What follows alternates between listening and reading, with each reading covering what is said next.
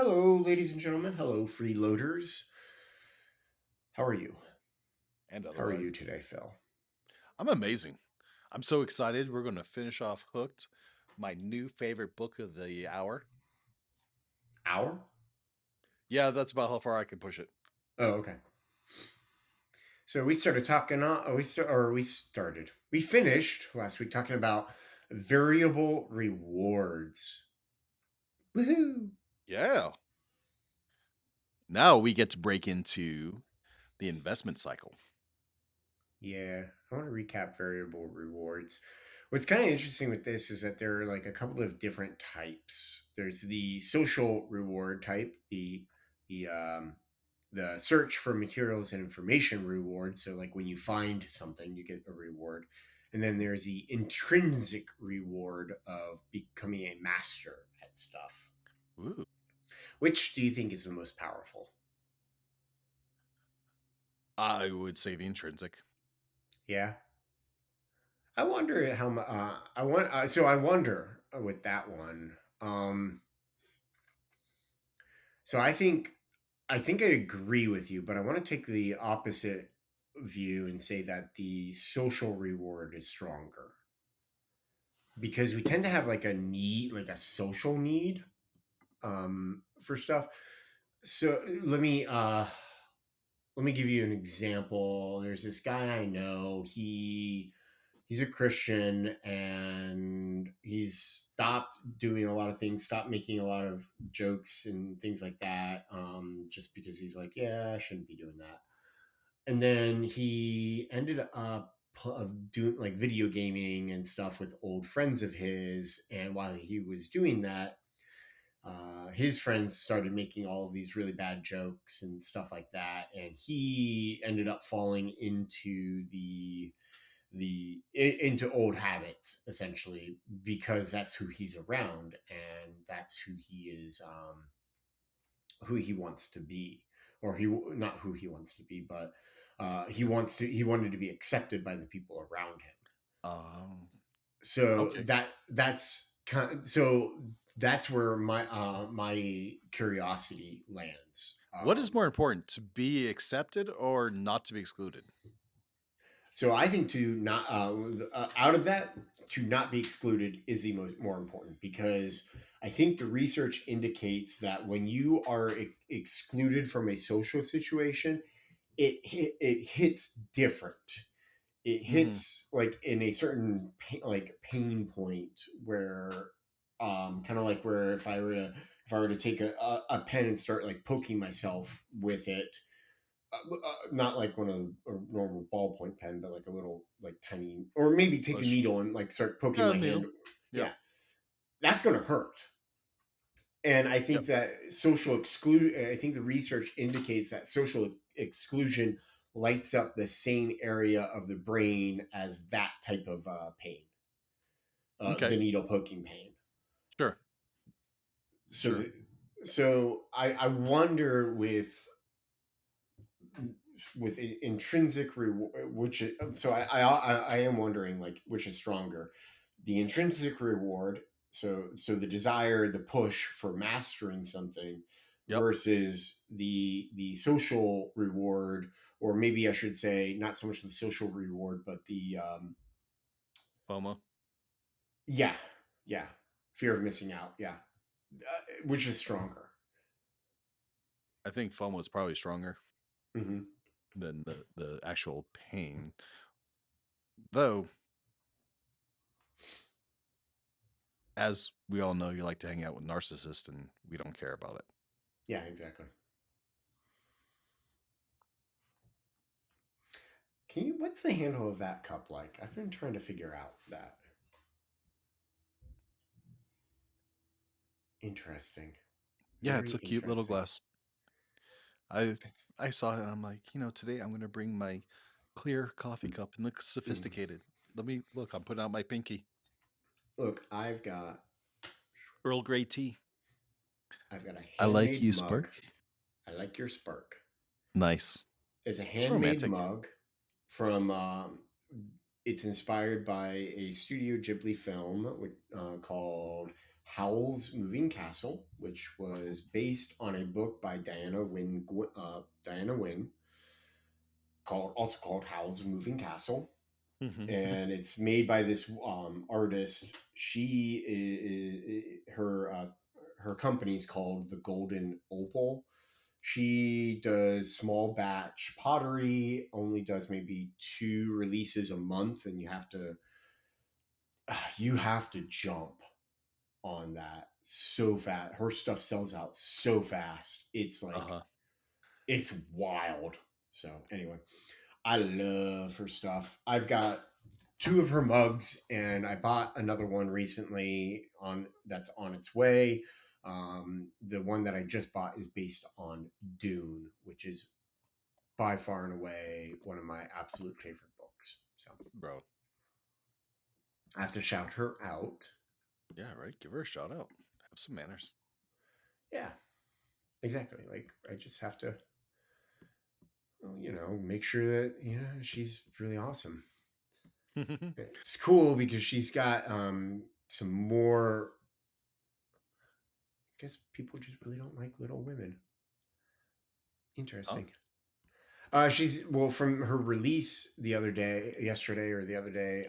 She still has some mugs, and I get, and they're based off of Little Women, and I guess nobody's buying them, which is weird to me. Like, Hmm. I'll have Yeah, to take a look after this and see if there's one that I want to get. Ooh, right. but it's so Support your friend. gorgeous. I want to support her. She's awesome. She's amazing. I love her work. I wish she did more. At one time, she did a pre-order thing where she did a pre-order of mugs. I wish she did that more because I think she would have a much more sustainable business if she did that. Uh-huh. But to be fair, she sells out all the time, so I have no idea. Like, and I have no idea what her financial situation and everything looks like beyond. Mhm. So anyway, so whatever.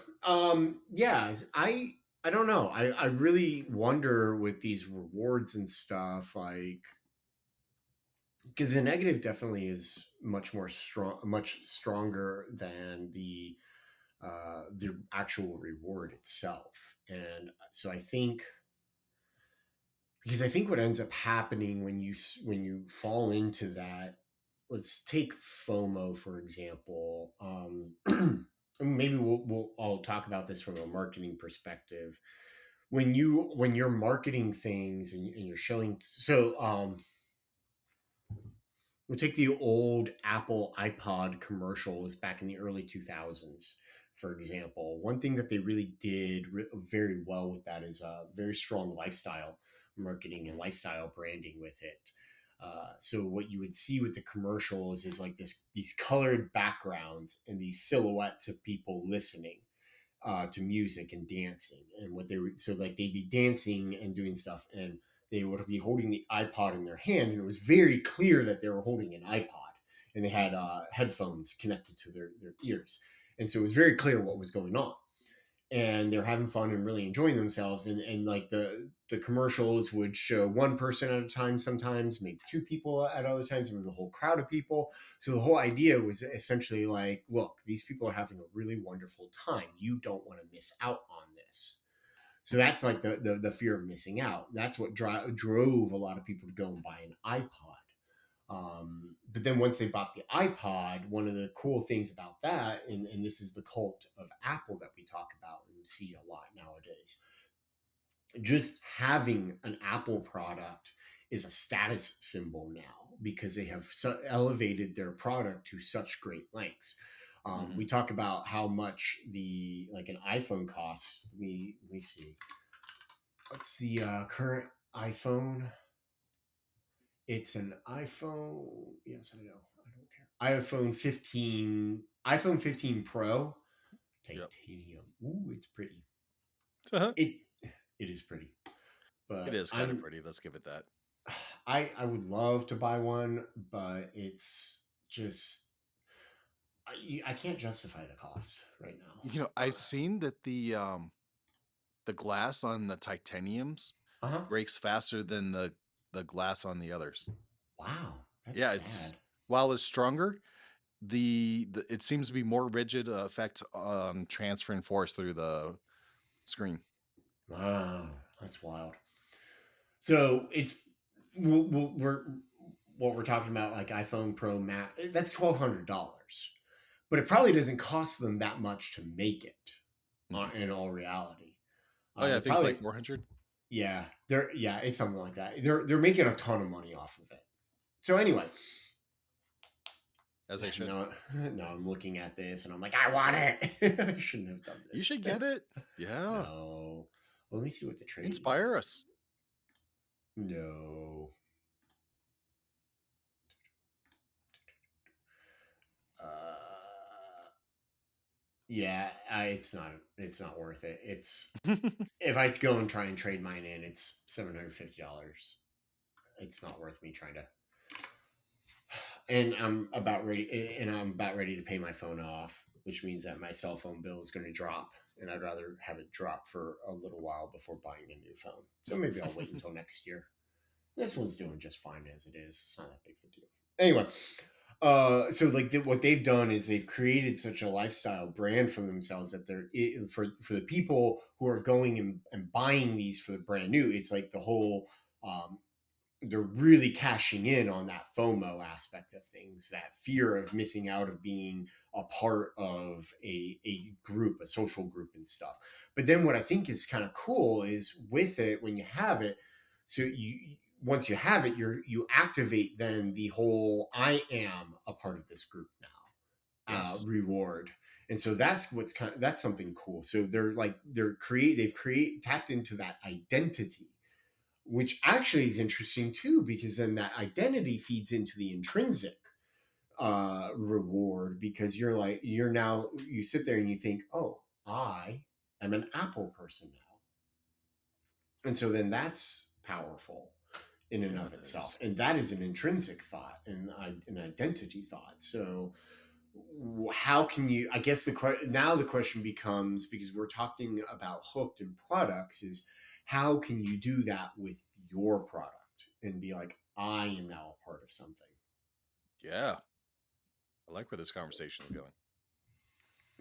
Yeah, and and it's funny because we can even dive in and go further with that and talk about super fans, Ooh, because you remember his whole thing was like, how do you create and how can you create a group of people who are um, poopy, whoopee. uh, like who are connected and create an identity for themselves. That's the powerful aspect of it. Okay. So yeah, Okay. I think this next section buys into it a lot. And that's part of it is getting them to participate, getting them to put in effort or mm-hmm, costs. mm-hmm. So that's a lot of what they do, right? So obviously Apple's pricing is top, right?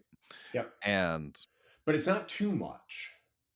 really, Well, you can buy an wait, Android phone of similar quality for $300. yeah, I agree, but I guess what I mean is they're not putting like they could probably charge more for their phones, Apple, but there is a point at which if they start charging $8,000 for a phone, nobody's going to buy it except for a handful of people, because people are just going to be like, that's too much.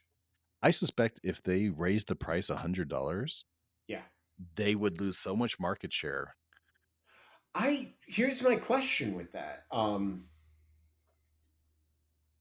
I think you are right, but at the same time, I wonder, because when you go and you start customizing your phone, like if you add in, their disk space requirements are, it's 256 gigabytes, 512 gigabytes, or 1 terabyte. Okay, Mhm. and each of those adds like a couple $100. So you could very easily get close to a $2,000 phone with 1 terabyte. Yep. Now here's the thing: I can go to Best Buy and I can buy a 1 terabyte drive for around $60 right now. Mhm. Putting a terabyte in a phone is really not that big of a deal these days. Fair. So the whole idea is with that is upselling people and all that. So the question I guess I have with my in my head is, okay, so all of this stuff is upselling and everything, and you're talking about they can raise the price $100, they would start losing market share. My question is, of those of the three tiers of disk space on there, which one sells the most? Because yes, they are increasing the price with each of those, but they are creating the illusion of you getting something in return by them raising the price. Sure, sure. The so there's two sides of that. Obviously, one side is the apparent value to something that's Yeah, paying more, right? So yeah. we all appreciate that we pay what we pay. Hopefully, we get what we get, Hopefully. right? But you know, you feel like you hope you get what you paid for, and Hmm. maybe that's what it is. It's another thing to have the prestige to say, yeah, I can put 10 terabytes of photos on my phone. Kiss my butt, Hmm. Hmm. right? And that's the titanium. That's what they're playing with on the titanium pro side. Hmm. Just like how much you're going to get. And I was going to get the titanium phone. Not so much for the titanium, but the feature set that for testing. I couldn't Yeah, get it, no. so I had to get the plus or the regular. From your The yeah, for what you need, yeah, you need to get it for testing and all that Yeah. stuff. So I think what happened is last year we saw a lot of we saw a dip in Apple share last year, I think. Hmm. And they came back with some marketing effects and some pricing effects that I think they know where their pricing points are Yep. and the on scale what how much to get. Now, if they take and price their lower point too high and lose market share, that's a bigger risk to them than to getting a little bit more off of it, right? They're already probably making enough because if an Android phone becomes the new thing and most people are using that, then they lose that kind of like desire that's I want to have these because everybody has one. Hmm. There's velocity. So one thing that I would recommend people do, this is kind of oh yes, I found one. It's beautiful. Um, the price of every iPhone adjusted for inflation. It's a really awesome little Oh, that's fine. graphic. So it's retail price. Blah blah blah blah. So here's the here's what it is. The parameters that they used. U.S. retail price of an unlocked iPhone in 2023 dollars, including the rumored pricing of the iPhone 15. The original iPhone back in '07 is again adjusted for inflation $732. Okay, and then if we drop all the way down to the iPhone 15, just the 15, not the Pro Max or anything. Um, that is currently I gotta pull it up on their site because this chart is incorrect. Oh yeah, $800, $799. So when you look at the base model pricing and you do all of the adjusted for inflation stuff, it hasn't really gone like they've actually dropped the pricing down. So I'm feeding into what you were saying. Um, so the original was 732. The current one is 799. Back in 2020, when they released the iPhone 12, the base model price was the maximum, $943. So as you were saying, like so, what they've done over the last couple of years is slowly dropped that price down. On the Now, lower if end we were though, to so I bet they raised the price on the upper end. So, and this is interesting too. So they did a comparison here. So they did the iPhone. They only released the original iPhone. They didn't like have tiered iPhones for quite a while. Mhm. So what this chart does is it's a comparison now. It does a comparison of the iPhone X back in 2017 to the iPhone 15 Pro.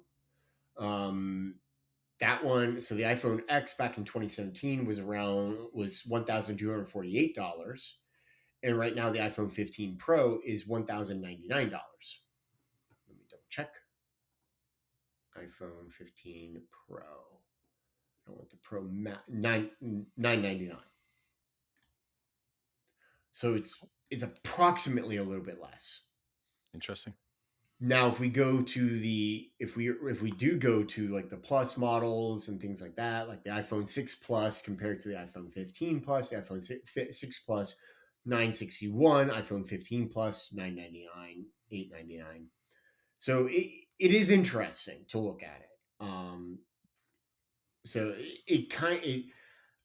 they're still kind of staying within the same price range that they always have, but at the same time, like things are slowly dropping a little bit here and Hmm. there, and a lot of it is probably what you were talking about when it came to all of that stuff.